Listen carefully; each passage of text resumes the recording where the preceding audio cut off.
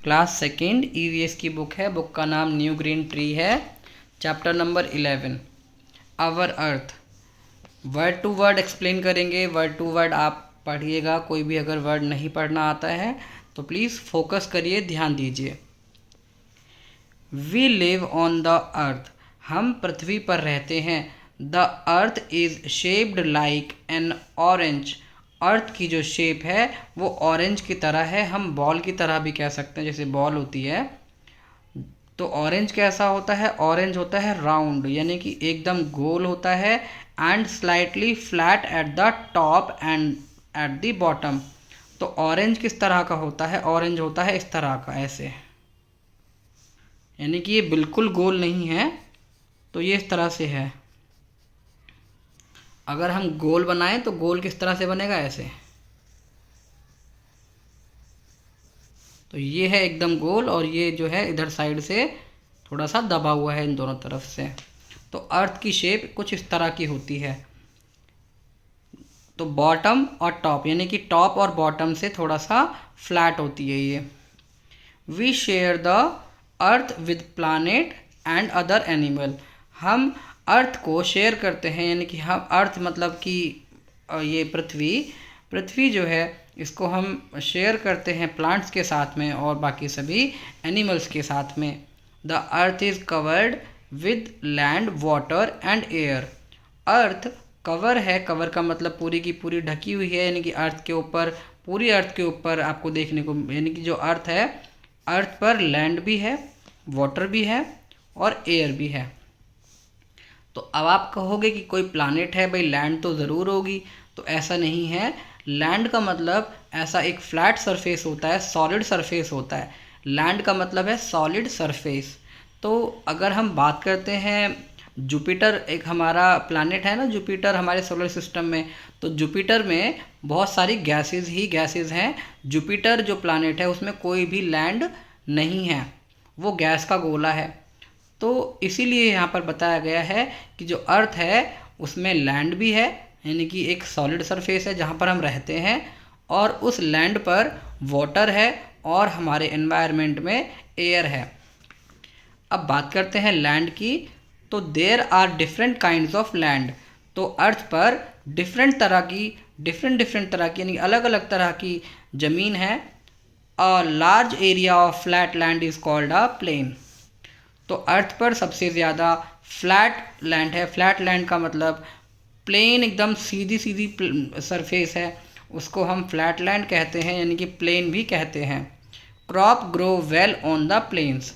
तो क्रॉप का मतलब जो फसल उगाते हैं हम, जो भी चावल हुए, जो भी कुछ भी उगाते हैं, वो प्लेन्स पर ज़्यादा अच्छे तरीके से उगते हैं। ग्रो वेल यानी कि ज़्यादा अच्छे तरीके से कोई भी क्रॉप प्लेन्स पर उग पाती है। Very high land is called a हिल।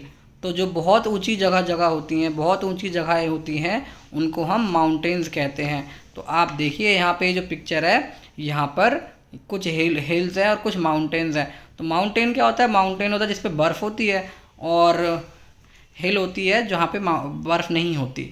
बस इतना सा ही फ़र्क है। Some crop like tea and coffee grow well in hilly areas. तो ये जो पहाड़ी वाले इलाके होते हैं, यहाँ पर हमें कॉफ़ी और टी देखने को मिलेगी, क्योंकि यहाँ पर जो है ठंडी जगहों में कॉफ़ी और टी ये दोनों ग्रो करती है अच्छी तरीके से।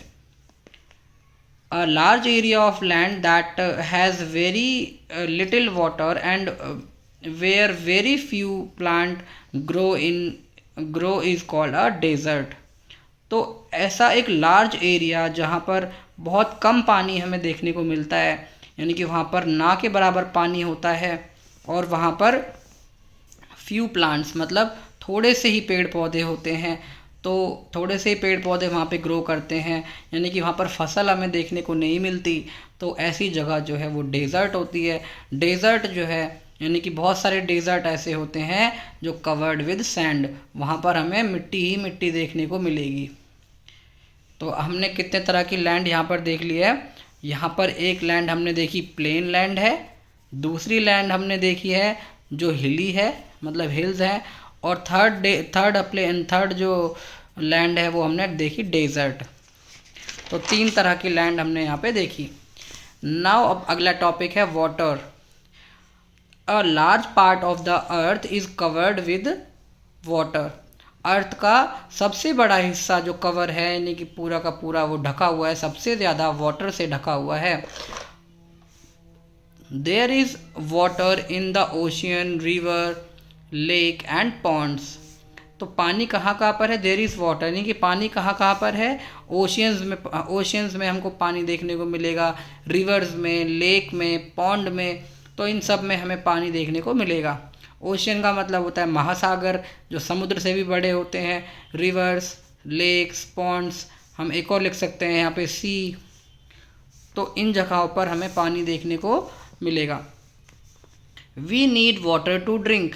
हमको पानी चाहिए, पीने के लिए पानी चाहिए, हमको खाना बनाने के लिए पानी चाहिए, कुक आवर फूड यानी खाना पकाने के लिए खाना पकाने के लिए हमें पानी चाहिए। Wash our clothes and keep our self clean. और हम पानी और किस लिए चाहिए? हमको कपड़े धोते हैं हम अपने, और अपने आप को साफ़ रखते हैं यानी कि नहाते हैं, तो इन सब चीज़ों के लिए हमको पानी चाहिए। तो यहाँ पर आप देख सकते हो कि ओशियन जो है वो कितना बड़ा है। रिवर जो है एक छोटी सी, एक मतलब छोटी तो नहीं पर एक रास्ता होता है जिसमें से पानी बहते हुए आता है। लेक का मतलब होता है झील। वो पानी जो है लैंड के अंदर से ही निकलता है और एक जगह पर आकर के जमा हो जाता है, उसी जगह पे जमा रहता है, तो वो लेक होता है। We must use water carefully and should not throw garbage and other waste into the river and seas. हमको क्या करना चाहिए? वी मस्ट यूज़, यानी कि हमें जो है यूज़ करना चाहिए पानी को, सावधानी से यूज़ करना चाहिए। और शुड नॉट थ्रो गार्बेज यानी कि कूड़ा करकट जो होता है वो हमें फेंकना नहीं चाहिए। कूड़ा फेंकना नहीं चाहिए हमको बिल्कुल भी। और पानी का ध्यान से हमको पानी का यूज़ करना चाहिए। और other waste into the river and seas, और जैसे गार्बेज हुआ या कोई भी दूसरी गंदी चीज़ें हुई, वो हमको पानी पीने वाला जो पानी होता है साफ़, या समुद्र कोई भी हुआ पानी में, उसको नहीं फेंकना चाहिए। It makes the water dirty, तो इसकी वजह से पानी गंदा हो जाता है। Now the next topic is air. We breathe air यानी कि जो हम सांस लेते हैं, हम जिंदा जो हैं, तो ऑक्सीजन की वजह से हम जिंदा हैं। तो वैसे तो अगर पानी नहीं होगा तो भी हम जिंदा नहीं रहेंगे, लेकिन सबसे पहले हमें ऑक्सीजन चाहिए और वो हमको हवा से मिलती है।